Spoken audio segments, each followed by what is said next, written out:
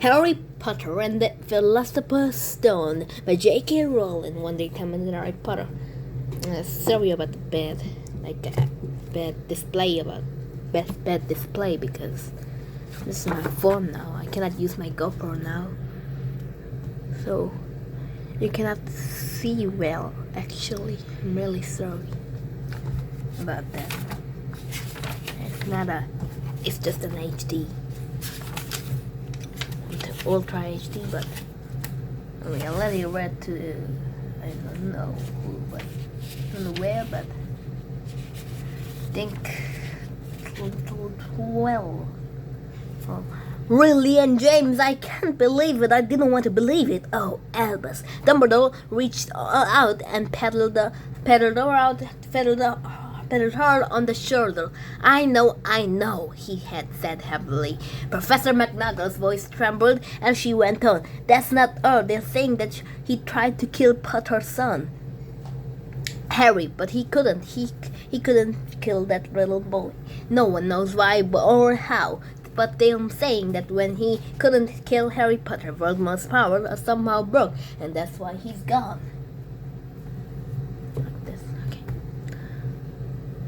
Dumbledore nodded glumly.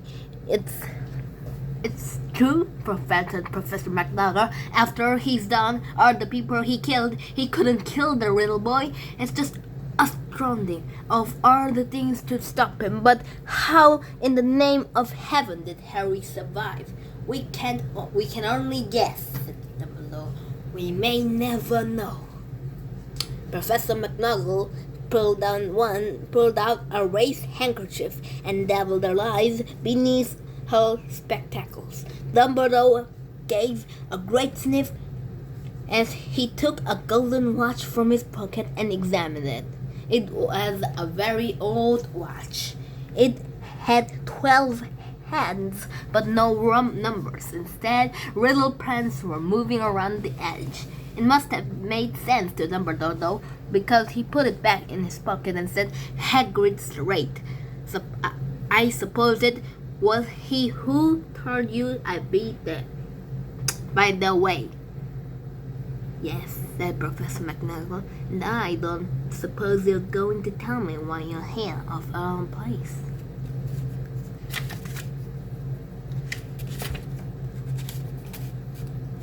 I've come to being Harry, to his aunt and uncle. They're the only family he has left now. You can't mean the people who live barely, cried Professor McGonagall, jumping her feet and pointing at number 4. Dumbledore, you can't. I've been watching them all day. You couldn't find two people who are less like us, and they've gotten this son. I saw him kicking a smother all the way up the street, screaming for sweets. Harry Potter came and live here. It's the best place for him, said Dumbledore filming. His aunt and uncle will be able to explain everything to him when he's older. I've written them a letter. A letter, repeated Professor McGonagall faintly, sitting back down the wall. Really, Dumbledore, you think you can explain all this in a letter? These people will never understand him. He'll be famous, a legend. I wouldn't be surprised if it today was known as Harry Potter Day in future. There will be books written about Harry. Every child in our world knows his name. Exactly, asked Dumbledore, looking very seriously over the top of the half-moon glasses. It would be enough to turn anybody's head. Famous before he can walk and talk. Famous for something he won't even remember. Can't you see how much better he'll be growing up away from that until he's ready to take it? Professor McGonagall opened her mouth, changed her mind, and swallowed and said, Yes, you're right, of course, but now he's the boy getting hit, Dumbledore. She eyed his clock as suddenly as though she thought he might be hiding Harry underneath it. Hagrid's bringing You think it wise to trust Hagrid with something as important as this? I would trust Hagrid with my life, said Dumbledore. I'm not saying his art isn't the right place, said Professor McGonagall grudgingly. But you can't pretend he's not careless. He does tend to. What was that? A low rumbling sound had broke the silence around them. It grew steadily louder as they looked up and down the street for some sign of headlight. It swelled to roar as they both looked up at the sky, and the huge motorbike fell out of the air and landed on the road in front of them. The motorbike was huge. It was nothing to the man sitting astride it. It was almost twice as tall as a normal man, and at least 5 times as wide. He looked simply too big to be allowed, and he was so wild. Long tangles of brushy black hair and beard hid most of his face.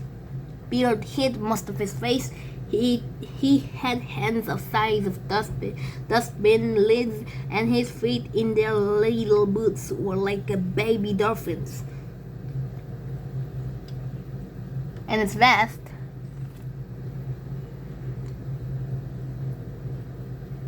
muscular arms, he was holding a bundle of blankets. Hagrid, said Dumbledore, surrounding the laugh at last. And well did you get in that motorbike? Borrowed it, Professor Dumbledore, sir, said the giant, climbing carefully off the motorbike as he spoke. Young Sirius Black lent it to me. I've got him, sir. No problems, were there?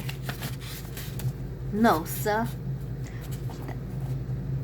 House was almost destroyed, but I got him out all like it before the muggles started swarming around.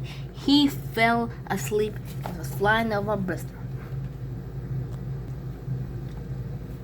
Dumbledore and Professor McGonagall bent forward over the bundle of blankets. Inside, just visible, was a baby boy, and asleep.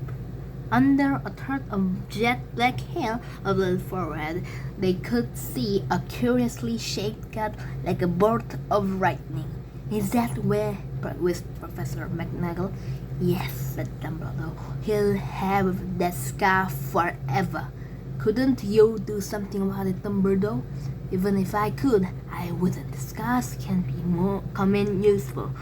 I have one myself above my left knee, which is a perfect map of the London Underground. Well, give him here, Hagrid. We'll better get this over with. Dumbledore took Harry in his arms and turned towards the Dudley's house. Could I say goodbye to him, sir? Said Hagrid. He bent his great shaggy head over Harry and gave him what must have been a very scratchy, whiskery kiss. Then, suddenly, Hagrid let out an howl like a wild dog. Shh, said Professor McGonagall. You wake the muggers. Sorry, said Hagrid, taking out a large spotted handkerchief and burying his face in it. But I can't stand it, really. And James' death, as a poor little Harry awfully will live when muggles. Yes, it's all very sad, but get a grip on yourself, Hagrid, or we'll be fine, Professor McGonagall whispered, patting Hagrid gently as Dumbledore stepped over the row garden and walked into the front door.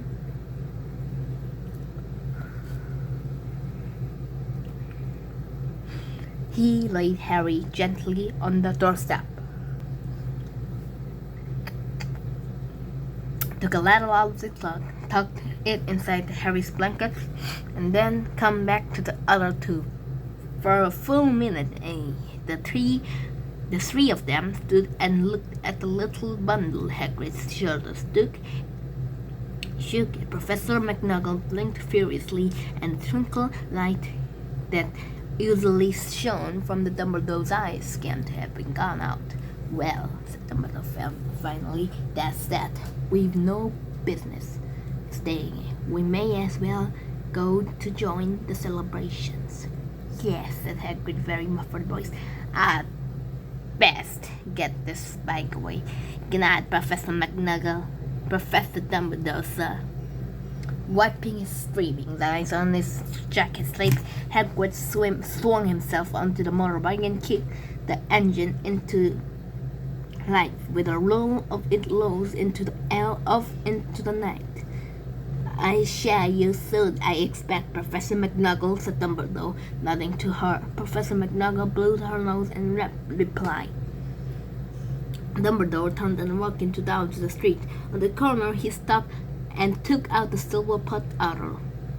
He clicked it, and once the 12 bells of the light sped back to their street lamps, so the private drive glowed suddenly orange, and he could make the tabby cat slinking around the corner at the other end of the street. He could just see the bundle of blankets on the stop of number 4. Good luck, Harry, he muttered. He turned on his head with a swish of his cloak. He was gone. A bustle ruffled the next heads of Private Drive, which lay silent and tidy over the inky sky, the very last place you would expect astonishing things to happen. Harry Potter rolled over inside his blankets without waking up. One small head and closed on the rattle beside him, and he slept on, not knowing he was special, and not knowing he was famous, not knowing he would be woken in a few hours' time by Mrs. Dursley's scream as she opened the front door to put the milk bottles. Not that he would spend the next few weeks being prodded and pinched by his cousin Dudley. He couldn't know that at this very moment. People meeting in the secret part of the country were holding up their glasses and saying their hushed voices to Harry Potter, the boy who lived. So, we'll let you read to this chapter until we'll let you read the chapter 1. Only 70 pages. That just is to. This is a long book. We're gonna read only 10 minutes of Harry Potter in one day. So we're gonna read all of this in I don't know. I don't know. Please subscribe because I only have 12 subscribers. Please, and sorry for the bad display, bad camera, because it's not a GoPro. It's my phone. Like this. You can zoom it in. It's like a phone. My phone. I'm just joking.